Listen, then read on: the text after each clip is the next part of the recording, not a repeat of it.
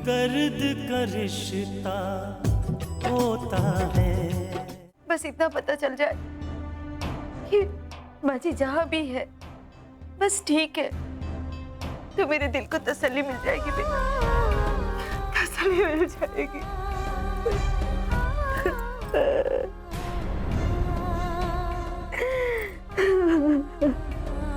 ऐसा कौन सा जरूरी काम? वो मैं तुम्हें आकर बताऊंगी। मेरे लिए थोड़ा वक्त निकाल लेना, मिलने आ जाना।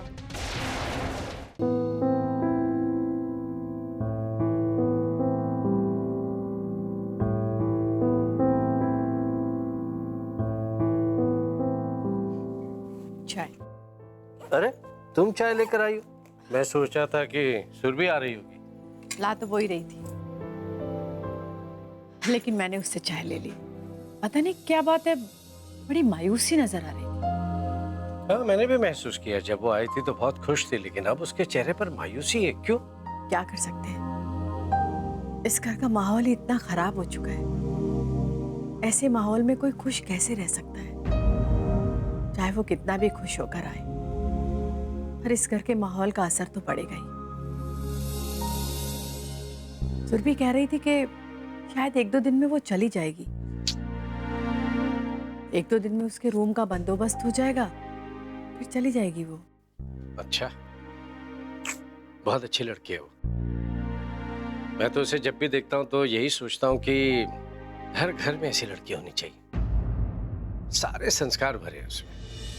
अब एक बात थी मेरे दिल में, बहुत दिनों से सोच रही थी कि आपसे कहूँ, पर मैं कह ही नहीं पाई। हाँ बोलो। सुरभि जब इस घर में आई थी तो पराई बनकर ही आई थी, लेकिन जब से वो आई है तो ऐसे लगने लगा है जैसे अपनी सी है। और वो आपके गुरुजी की पोती भी है, अच्छे खानदान से है, अच्छे संस्कार है उसमें। मैं सोच रही थी कि अपने वैभव के लिए कैसी रहेगी वो।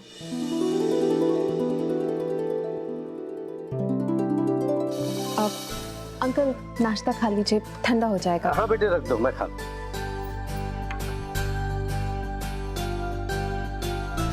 ये लो। नमस्ते अंकल। नमस्ते। चाय ले। तुम्हें चाय लाने की क्या जरूरत थी? जी अंकल, मुझे तो सुबह उठने की आदत है, फिर उसके बाद में पूजा आरती, घर के काम, उसके बाद में पढ़ाई करने बैठ जाती हूँ। तुमने तो मेरे मुंह की बात छीन ली श्रावणी। मैं भी कुछ दिनों से यही सोच रहा था, लेकिन फिर मैंने इस बात को छेड़ना ठीक नहीं समझा। वो यहाँ अपनी पढ़ाई पूरी करने के लिए आई है। हाँ, तो इसमें कौन सी बड़ी बात है, हम उसकी पढ़ाई कंप्लीट करवाएंगे, हम पढ़ाएंगे उसे, और उसकी पढ़ाई शादी में कोई रुकावट थोड़ी ना बनेगी। हाँ देख लो, लेकिन बात चलानी होगी तो किससे बात चलाएंगे? गुरुजी तो रहे नहीं। लेकिन उसके रिश्तेदार तो है ना, वो बता रही थी उसके कोई फूफा जी हैं, तो अगर हमें बात चलानी है तो हम उसके फूफा जी से बात चला सकते हैं। ठीक है, लेकिन पहले वैभव और सुरभि से बात करके देखो। चलो मिलता हूँ मैं।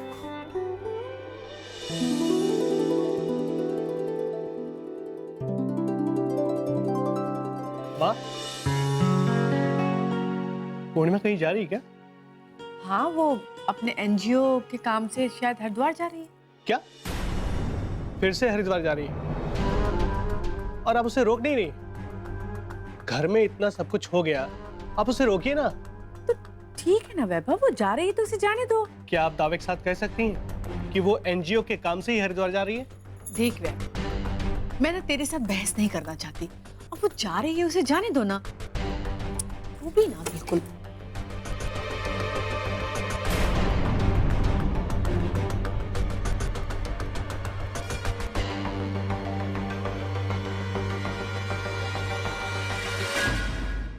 मैंने चंदन को फोन किया था, वो मुझे आने के लिए मना कर रहा था। क्यों? पता नहीं, कुछ परेशान लग रहा था, लेकिन मैंने उसे कह दिया कि मेरा आना बहुत जरूरी है। कहीं ऐसा तो नहीं दीदी कि उसे सुरभि से कुछ पता चल गया हो? नहीं, सुरभि ने तो यही कहा था कि उसकी चंदन से कोई बात नहीं हुई है। नहीं दीदी, मुझे तो फिर भी शक हो रहा है। चंदन ने क्या कहा? वो आपसे मिलने आ रहा है ना? हाँ, आने के लिए तो कहा है उसने। वो बस स्टैंड पे मुझसे मिलने आने वाला है। ठीक है दीदी, आप ना उसका पीछा छोड़िएगा मत, आप उसे सीधा घर तक लेके जाइएगा। मैंने सोच लिया है खुशबू कि मुझे क्या करना है। पूर्णिमा, ये तुमने क्या लगा रखा है? क्या फिर से कोई तूफान खड़ा करने आ रही है? तुमने माँ से तो कह दिया कि तुम एनजीओ की ओर से हरिद्वार जा रही हो, जबकि मुझे लगता है कि तुम किसी और मकसद से जा रही हो। आप मेरे पीछे क्यों पड़े भैया? अच्छा, तो मैं पीछे पड़ा हूं। नहीं, तुम कहो तो तुम्हारे एनजीओ को फोन करूं और पूछूं उनसे कि हरिद्वार जाने के लिए क्या तुम ही एक कैंडिडेट मिली उन्हें? जाने दीजिए ना भैया, क्यों बात बढ़ा रहे हैं? अब अगर पूर्णिमा दीदी जा रही है तो किसी जरूरी काम से ही जा रही होगी ना। तो वही तो मैं भी जानना चाहता हूं कि ऐसा कौन सा जरूरी काम है जो तुम ही कर सकती हो। काश भैया कि आपने ये पहले मुझसे पूछा होता, तो मुझे हरिद्वार नहीं जाना पड़ता, आप हरिद्वार जाते। और जो काम मैं कर रही हूं वो आप कर रहे होते। अब क्या बिगड़ा है? अरे बता भी दो। अच्छा, तो ये वही मामला है जो तुमने पापा के सामने कहा था। क्या उस पर आपने ध्यान दिया था? हाँ, मैंने पापा से कहा था कि उन्हें पूर्णिमा के सवालों का जवाब देना चाहिए।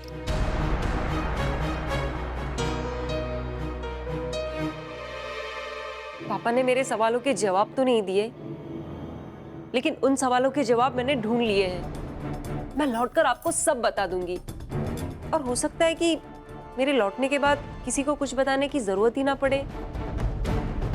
अब भैया प्लीज, ये जो भी बातें हुई है घर में किसी से कुछ डिस्कस मत करना।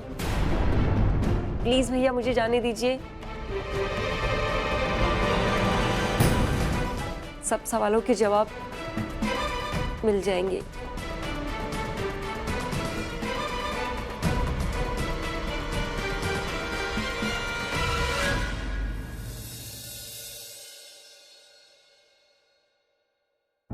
क्या बात है बेटा? क्या कहा पूर्णिमा ने? वो आ रही है? हाँ माँ, वो कह रही थी कि उसका हरिद्वार में आना जरूरी है और वो मुझसे मिलना भी चाहती है। आज उसकी बातें मुझे बड़ी अजीब सी लगी। अजीब लगी मतलब? पता नहीं माँ, मैं बता नहीं सकता। मैंने आपसे कहा था कि पूर्णिमा ये समझ चुकी है कि उसकी दादी माँ जिंदा है और इसीलिए वो हरिद्वार में आकर दादी माँ को ढूंढने की कोशिश कर रही थी। और मैंने आपसे ये भी कहा था कि मेरे दिल में आता है कि मैं पूर्णिमा को सब कुछ सच सच बता दूं कि उसकी दादी माँ जिंदा है और मेरे घर में है। बेटा, उस वक्त बताना ठीक नहीं था और अपनी तरफ से बातों को खोलना मुझे ठीक नहीं लगा था, इसीलिए मैंने तुम्हें मना किया था। क्या बात है बेटा? पापा, पूर्णिमा आज हरिद्वार आ रही है और मुझे उससे मिलने तो जाना ही होगा। अभी तक तो मैंने उसे दादी माँ के बारे में बताया नहीं कि उसकी दादी माँ मेरे घर में है, और अब पता नहीं इस बात का मौका मिलेगा भी नहीं। इसका मतलब वो फिर से अपनी दादी माँ की तलाश में यहाँ आ रही है? और क्या वजह हो सकती है पापा? कितनी अजीब बात है। आज तक वो मुझसे कहती थी कि मैं उसकी दादी माँ का पता लगाऊं, उन्हें ढूंढने की कोशिश करूं, और मैं उससे कहता था कि मैं हरिद्वार में तमाम आश्रम में उन्हें ढूंढने की कोशिश कर रहा हूं, लेकिन वो मिल नहीं रही है। लेकिन आज देखिए, आज कैसा संजोग बना है। आज हमें सचमुच दादी माँ को ना जाने कौन कौन से आश्रम और ना जाने कहां कहां ढूंढना पड़ रहा है। बेटा, पहले जब भी पूर्णिमा यहाँ आने वाली होती थी तो तुम्हें बताती थी, फिर इस बार प्रोग्राम बना, माँ जी को ढूंढने की बात है, तो फिर उसने ऐसा क्यों कहा कि वो किसी जरूरी काम से आ रही है? और हो भी सकता है कि उसे सचमुच कोई जरूरी काम हो। माँ, अब ये तो उसके आने के बाद ही पता चलेगा।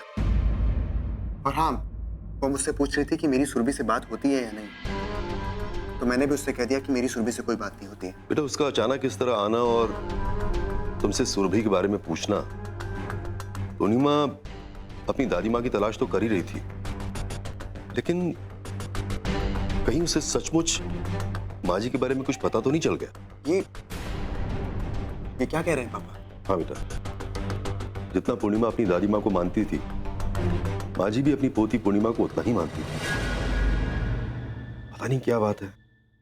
तुम जरा पूर्णिमा से मिलकर तो देखो। मैं तो कहती हूँ एक बार आप सुरभि को ही फोन कर लो, हमें उसी से पता चल जाएगा कि पूर्णिमा हरिद्वार किस लिए आ रही है।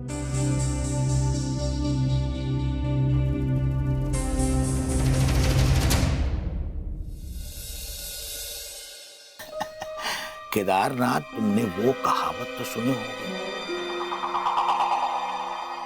कि जल्दी का काम शैतान का होता है। हाँ, अब मुकुंद प्रसाद को ढूंढने के लिए तुम जल्दबाजी में ऐसा कोई कदम मत उठा लेना कि सारा काम बना बनाया बिगड़ जाए अपने हिसाब से। ये क्या कह रहे हैं आप भाई साहब? आखिर मुकुंद प्रसाद को ढूंढना तो पड़ेगा ना? हाँ हाँ ढूंढेंगे, लेकिन मैं बताता हूँ तुम्हें अपने हिसाब से। ये कि बड़े भाई साहब तुम्हें बार बार उकसा रहे हैं। वही कहते हैं ना कि जाओ और मुकुंद प्रसाद के बारे में पता लगाओ। मुझे तो उसमें उनकी कोई चाल लगती है अपने हिसाब से। आप ठीक कह रहे भाई साहब, ये सारा खेल अमरनाथ भाई साहब का ही खेला हुआ। मुकुंद प्रसाद उनका आदमी है, इसलिए वो हरगिज नहीं चाहेंगे कि उसका पता चल जाए। हाँ, यही तो मैं तुम्हें समझाने की कोशिश कर रहा हूँ केदारनाथ। अब वो बार बार कहते हैं कि जाओ और जाकर मुकुंद प्रसाद का पता लगाओ, लेकिन जल्दबाजी में तुम कोई ऐसा कदम उठा बैठे तो क्या हुआ? मुझे तो लगता है कि वहां भी कोई ना कोई जाल बिछा हुआ होगा तुम्हारे लिए अपने हिसाब से। इसलिए शांत रहो, शांत। आप ठीक कह रहे भाई साहब। हाँ, अब शायद तुमने सुना हो कि नहीं सुना हो, लेकिन मैंने तो बचपन में सुना है कि जब तूफान आने वाला हो तो आदमी को झुक जाना चाहिए, बिछ जाना चाहिए जमीन पर, ताकि तूफान आए और गुजर जाए। तुम भी उसी तरह जमीन पर बिछ जाओ, लेट जाओ और चुपचाप तमाशा देखो। कोई ना कोई रास्ता जरूर निकलेगा अपने हिसाब से। आप बिल्कुल ठीक कह रहे हैं भाई साहब, ठीक है। तो कुछ दिनों तक हम ऐसा ही करते हैं। ऐसा ही करना पड़ेगा केदारनाथ, ऐसा ही करना पड़ेगा। क्यों सरस्वती, है ना? हाँ, अब मैं भी चलूं? अब जाके दफ्तर में देखूं अपने हिसाब से। हाँ ठीक है।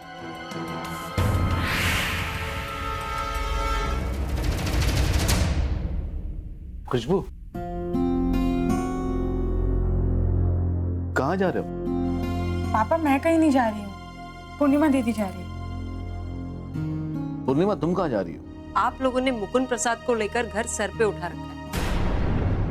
एक तरफ पापा चाहते हैं कि मुकुंद प्रसाद का पता लगना चाहिए, दूसरी तरफ आप चाहते हैं कि मुकुंद प्रसाद का पता लगना चाहिए।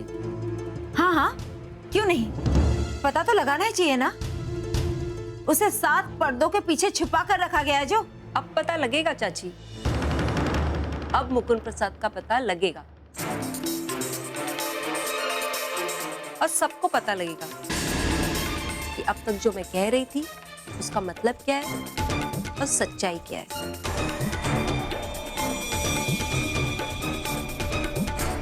मैं समझा नहीं। मैं लौटने के बाद बताऊंगी चाचा कि मैं कहाँ गई थी और कहाँ से आ गई।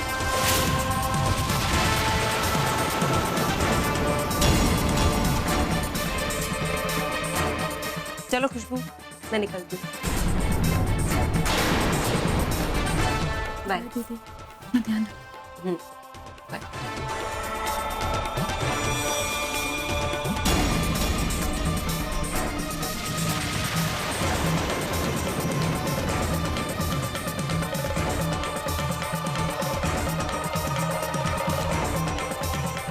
चंदन भैया, एक बात बताइए, आपकी दादी को गुजरे हुए तो कई साल हो गए, फिर पूर्णिमा ये कैसे कह रही थी कि आप अपनी दादी से बहुत प्यार करते हैं?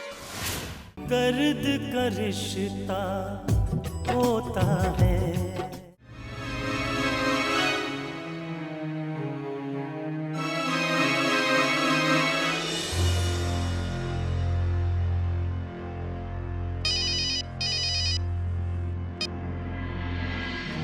हेलो चंदन भैया। कैसी हो सुरभि? मैं कैसी हूँ अब मैं क्या बताऊँ। पहले सोचती थी कि आपने कितने अच्छे घर में, कितने अच्छे परिवार में मुझे रहने के लिए जगह दिलवाई, लेकिन अब जो कुछ भी सुनने को मिल रहा है, देखने को मिल रहा है, उससे तो ऐसा लगता है कि मुझे इस घर में एक पल भी नहीं रहना चाहिए। मैंने एजेंट से भी बात की थी, लेकिन उसने कहा कि अभी तक कोई रूम का अरेंजमेंट नहीं हुआ। पूर्णिमा कैसी है? पूर्णिमा के बारे में मैं क्या बताऊं, आप खुद फोन करके पता कर लीजिए। भैया मुझे ऐसा लगता है कि यहाँ सबको फूफा जी के बारे में पता चल गया है। सब लोग जानते हैं कि उनका नाम मुकुंद प्रसाद है। उनका नाम तो सबको पहले से पता है। आपने किस लिए फोन किया भैया? अच्छा सुरभि, तुम्हें मालूम है कि पूर्णिमा हरिद्वार आ रही है? नहीं तो मुझे इसके बारे में कुछ पता नहीं है। अच्छा, मुझे लगा शायद तुम्हें पता होगा, तो तुम्हें ये भी पता होगा कि पूर्णिमा हरिद्वार कब आ रही है। चंदन भैया एक बात बताइए, आपकी दादी को गुजरे हुए तो कई साल हो गए, फिर पूर्णिमा ये कैसे कह रही थी कि आप अपनी दादी से बहुत प्यार करते हैं? मुझे लगता है सुरभि कि तुम्हें उस घर में रखवा कर मुझसे बहुत बड़ी गलती हो गई थी। ना जाने तुम्हारे दिमाग में कितने सवाल खड़े हो रहे हैं, और ना जाने तुम खुद को उनमें से निकाल पाओगी या नहीं। अगर गलती से तुम्हारे मुंह से कुछ भी निकल गया तो वो सवाल तूफान खड़ा कर देंगे। तो बेहतर यही होगा सुरभि कि तुम अपने लिए कोई दूसरी जगह देखो, ठीक है?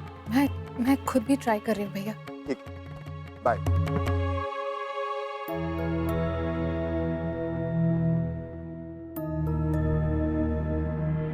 मैंने तो एक झटके में सुरभि को वहां रखने का फैसला कर लिया था। मैंने ये सब पहले क्यों नहीं सोचा?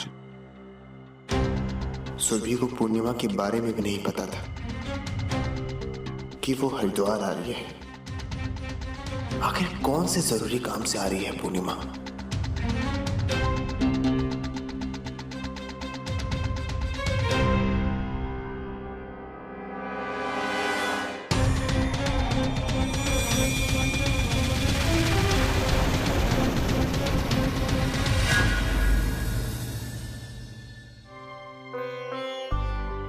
तुम्हारा बेटा आता है? कभी कभी आता है। त्योहारों पे तो आता ही होगा। त्योहारों पर बहू आने देगी तब ना। जब कभी इधर आना होता है तो मिलके जाता है, कभी 6 महीने में, कभी साल में। पिछले 2 सालों में सिर्फ 2 बार मिलने आया था। अब तो मुझे उम्मीद भी नहीं है। फोन करता होगा। नहीं, बेटा मुझे मिलने आता है, मिलके वो तो चला जाता है, मगर कई रातों तक मुझे नींद नहीं आती। अब के आया था ना, बहुत खुश था। उसका बेटा पैदा हुआ था, दूसरा। इतना खुश था जितना मैं उसके पैदा होने पर खुश हुई थी। दीदी, बेटा पैदा होता है तो जश्न मनाया जाता है ना, और बेटी पैदा होती है तो बाप से ज्यादा माँ को दुख होता है। ऐसा क्यों है दीदी? हाँ, तुम ठीक कह रही हो। लड़कियों को लेकर जो भेदभाव है वो ज्यादा औरतों के ही दिल में है। आज मैं सोचती हूँ बेटे को पैदा करके मैंने क्या हासिल कर लिया। एक बेटी है, वो साथ रखना चाहती है, मगर मैंने सोचा जब बेटा ही मुझे नहीं रखना चाहता तो मैं बेटी को क्यों तकलीफ दूं। मगर आज मैं सोचने पर मजबूर हूँ, एक बेटे की जगह मेरी 2 बेटियां होती ना तो शायद उन दोनों ही मेरा सहारा बनती।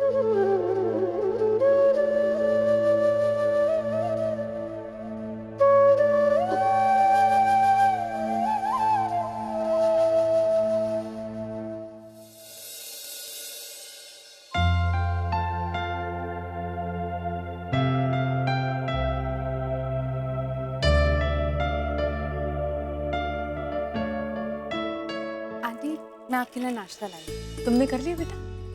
जी आप कर लीजिए, फिर मैं कर लूंगी। अच्छा बैठो, मुझे तुमसे कुछ बात करनी है बेटा।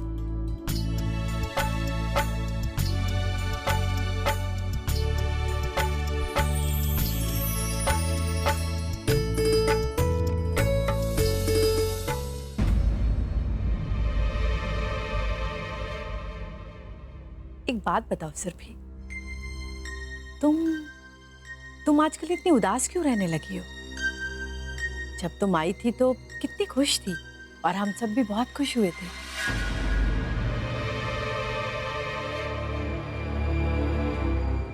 जी वो जब तुम इस घर में आई थी तो एक अनजान लड़की थी, लेकिन थोड़े दिन में ही ऐसे लगने लगा जैसे तुम इस परिवार का एक हिस्सा हो।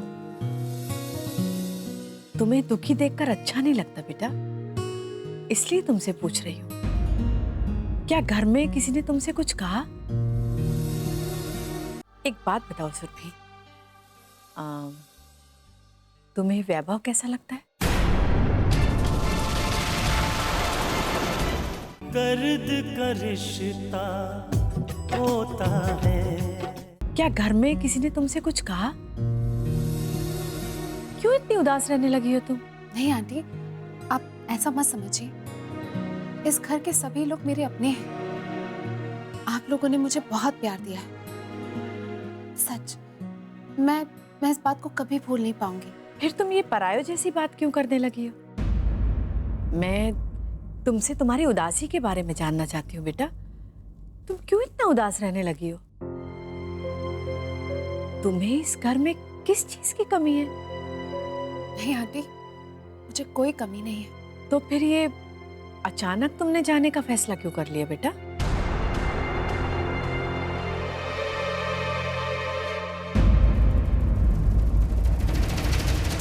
सुरभि,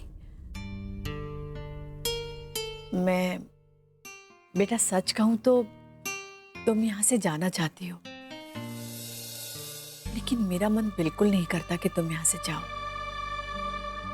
आंटी, आज नहीं तो कल तो जाना ही पड़ेगा। क्यों जाना पड़ेगा? मैं जानती हूँ कि तुम्हारे कुछ अपने सपने हैं जिन्हें तुम पूरा करना चाहती हो। मैं तुमसे वादा करती हूँ कि तुम्हारे सपने जरूर पूरे होंगे, उसमें कोई रुकावट पैदा नहीं करेगा। अच्छा, एक बात बताओ सुरभि, तुम्हें वैभव कैसा लगता है?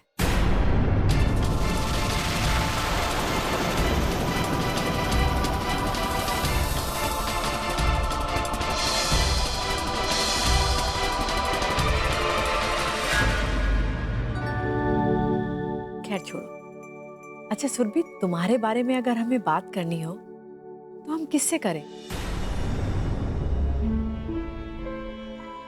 मेरा मतलब तुम्हारे घर में कोई और ऐसा है जिससे हम बात कर सकें?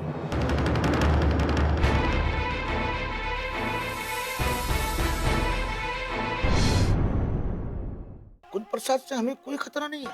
मेरा एक फोन उसकी जबान को बंद कर देगा, हमेशा के लिए चुप हो जाएगा वो। हाँ, मैं उस मुकुंद प्रसाद को फोन करने वाला हूँ और सारी बात फोन पर ही फाइनल कर दूंगा। बस तुम इन दोनों लड़कियों पर नजर रखो अपने हिसाब से। इस बार मुझे तुम्हारी सच्चाई का पता लग चुका है। किस सच्चाई की बात कर रही है?